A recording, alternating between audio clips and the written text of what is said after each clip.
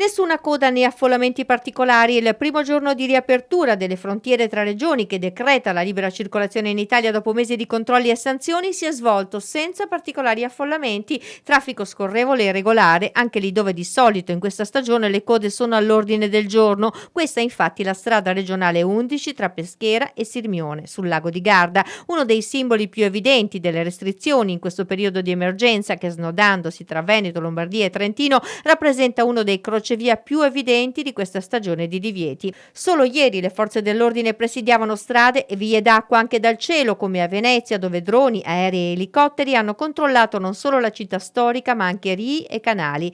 Intorno al lago di Garda oggi la situazione è del tutto diversa, non si incrociano pattuglie né posti di controllo e finalmente si può tornare a respirare una situazione che assomiglia alla normalità che conosciamo, magari senza mascherina, almeno in macchina o a distanza di sicurezza. Un passo dopo l'altro, o per meglio dire un chilometro dopo l'altro, il paese riguadagna le sue abitudini. Per molte persone questa riapertura di confini, anche se non sono mai esistiti quelli tra regioni italiane, significa molto. Significa poter riabbracciare un parente, una fidanzata, i genitori, poter accedere ad uffici, pratiche indispensabili, mettere in moto il proprio lavoro. E tutto questo accade evidentemente lontano dagli occhi indiscreti della cronaca.